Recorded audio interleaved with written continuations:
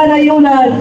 Tinatawagan po natin mula sa Pambansang Koalisyon ng Kababaihan sa Kanayunan, Loria, PKKD, si Kasama Darin Leesa. Justisya! Pang-klima! Kayo na! Kayo na! Kayo na! Kayo na! Justisya! Pang-klima!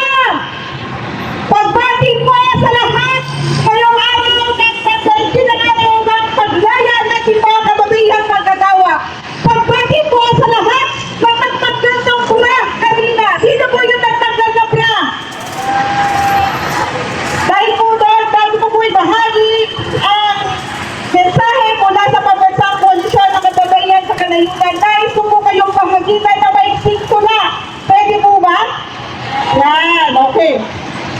Kanina po sa pagtatanggal ng ating bra, may pananatal sa daliri na tanggalin ang kawit sa likod. Dahil alam ko wala ako sa pribadong kwarto, katawan ay kontrolado. Hindi ito nakasanayan sa kalsada ay lantaran, pagamat publiko, katawan ay kontrolado. Bahagyang nakaramdam ng ligaya, kinig na dulot ng kaunting pagbakat ng tintig na ngayon ay tumitindig lamang sa pagkikil at pagpildaman sa pagpabastog at napupusados kaya paumanhin. Kung may pangangatal sa daliri, kung tanggalin ang tawid. Dahil alam ko wala ako sa pribadong kwarto kung saan nasanay tayong manahimik. Ngayon tayo ay nasa kalsada, binabasag ang pananahimik, pinuputol ang kawit. Sirkulo ng ating paglaya, sirkulo ng ating paggamit ng teritoryong sa atin ay ninakaw, pilit kinuha. Ang ating katawan po, ang nakaranas ng guto, tayo ay nakakaranas ng pagkakasakit. 40% ng gastos para sa kalusugan galing sa bulsa nating mga mamamayan. At higit na nagkakasakit ang mga nasa kanayunan na nahigit na malayo rin sa mga servisyo pang kalusugan. Malayo sa ospital, malayo sa medsina, malayo sa mga doktor, malayo mismo sa pagkain na sila mismo rin ang lumilikha. Yun po ang mapait na katotohanan kanayunan. At ang teritoryo na naiwan ay ang kanyang tanging katawan.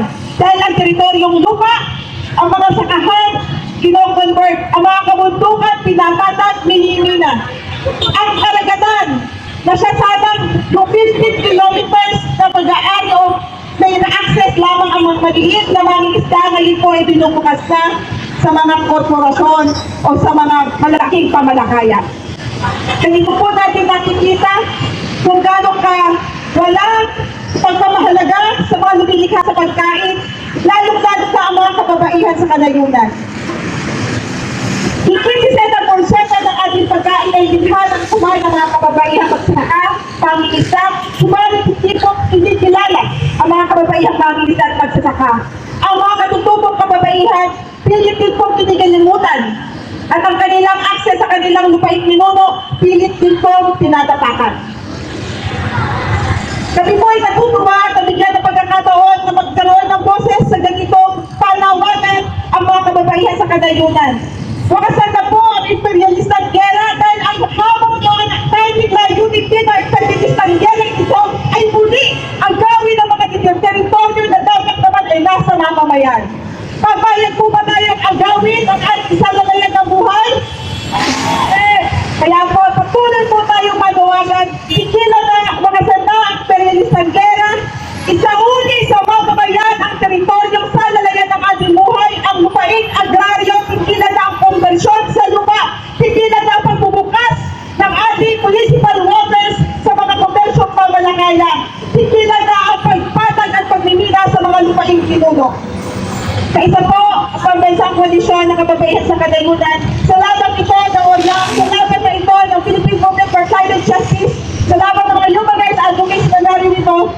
Ito na po ang panahon para po putulin natin ang kawit, hindi lamang ng ating mga bra, kundi ang ating pagkakakulong sa isang lipo ng patriarkal, sa isang lipo ng kapitalista, sa isang lipo ng gani. Mabuhay po tayo ngayong araw na kababaihan.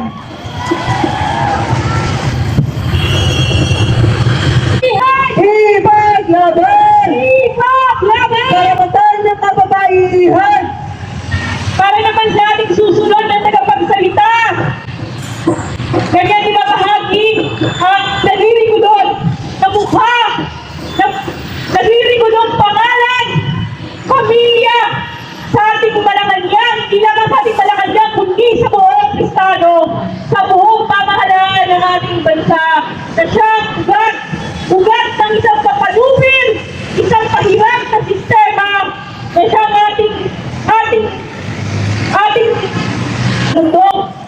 sa Partido Lakas ng Masa.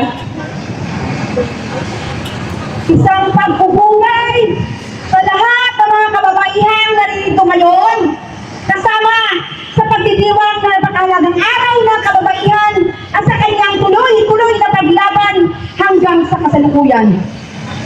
Mga kasama, ang araw po ngayon ay hindi lang po tayo ang nagsa-celebrate sa araw na to. Isa ang mga isyong ating daladala. Pagamat may iba't iba tayong panuntunan sa pinagpaglaban, subalit sa kabuturan at kabuuan ay parehong pinagsamantalahan at grabing miserabling buhay ng ating kababaihan. Batay sa ating mga speakers, ang ating tatalakayin ay ang political dynasty. Alam ko mga kasama na nanidig tayo ngayon, kalakhan sa ating mga kababaihan ay mga leader natin sa ating mga komunidad. Mga young leader na nakasangkot sa ating mga lokal na mga pamahalaan na siya yung nagtataguyod ngayon ng mga issue laban sa atin. Ang political dynasty, ang paghihirap natin sa kasalukuyan ay ugat po yan. No? Ng pag-iral ng angkan-angkan ng mga kasama na nasa politiko. Mula sa Kongreso, Senado, Gobernador, Mayor hanggang barangay ay mag-uuksaba yan laban sa atin. Mga kasama, mula sa isyu ng bilihin, mula sa baon ng ating mga anak, mula sa araw-araw na problema natin at budget sa pang-araw-araw paano makaraos, ay ugat po yan sa pamumuno ng political dynasty na to. Siya lang ang tanging paraan, siya lang ang pangunahing makakaputol ng tinakalanan kapag tuloy-tuloy natin kapagsak siya. Kaya mga kasama, mga kababaihan, umaasa ang kilusan at iba't ibang kilusan sa ating mga laban. Dahil sabi nga natin, ang paghilaya ng kababaihan ay siya yung pagputol ng tikala ng kaalipin dito sa lipunan to. Bakit ko sinasabi yan mga kasama? 70% ng populasyon sa buong mundo at sa buong Pilipinas, 70% ay kababaihan. 70% na nakikita sa ating mga pagpubliko, pagberka, at ibang komunidad, at ibang mga serbisyo. Mga kamag-anak natin na siya yung pangunahing may hawak ng empresa at pabrika. Kaya kapag siya ay natigil yung kanyang pagkaalipin at siya lumaya, kaya niyang pabagsakin ang lipunan ito at pabagsakin ang politikal na dynastiyang gobyerno ito. Kaya tayo lahat, mga kababaihan, iniaasa natin sa balikat ko lahat. Natin lahat na lumaya, lagutin ang talikalaan ng pagkaalipin at itayo ang gobyerno ng masa. Magandang hapon sa ating lahat at napupukay sa ating kababaihang Pilipino. Gobyerno